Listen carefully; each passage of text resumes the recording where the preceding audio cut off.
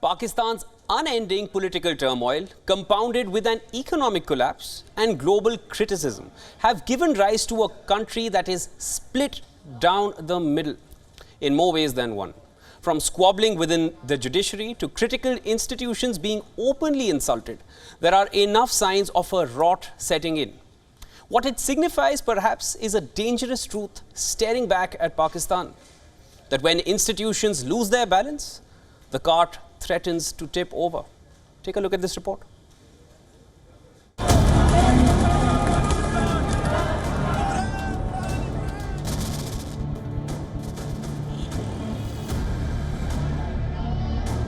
No evidence that any embezzlement of fund by his hand.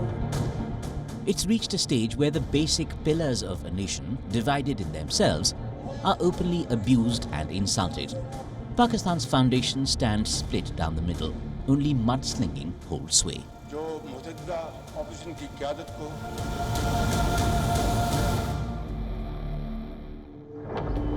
Case 1. Justices of the Supreme Court of Pakistan squabble among themselves, open fire at the Chief Justice. Cited almost openly is partisanship in the decision to postpone provincial elections. The Chief Justice's wings stand clipped. What is cited as a one-man show is undone, with 3 judges now in charge.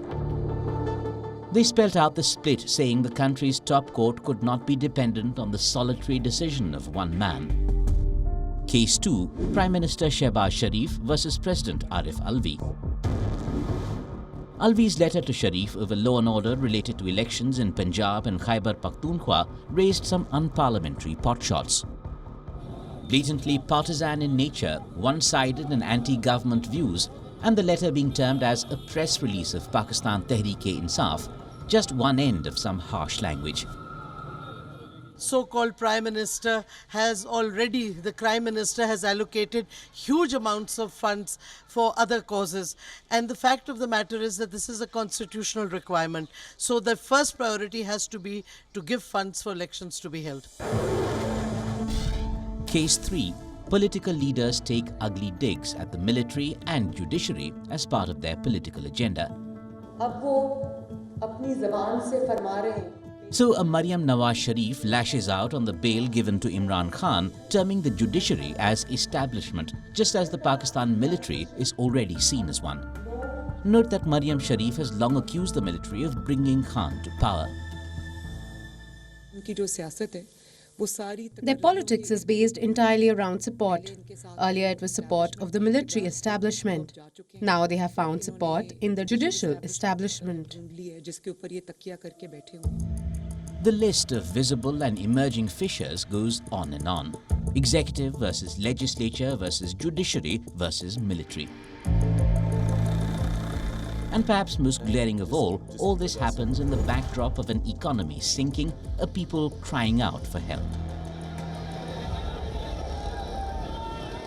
Mile-high prices of basic commodities, inflation soaring at 28 to 30%, and a depreciated currency have made Ramadan this year the most challenging yet for the people.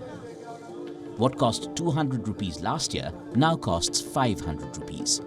Petrol, bus fares, rent and more have gone through the roof.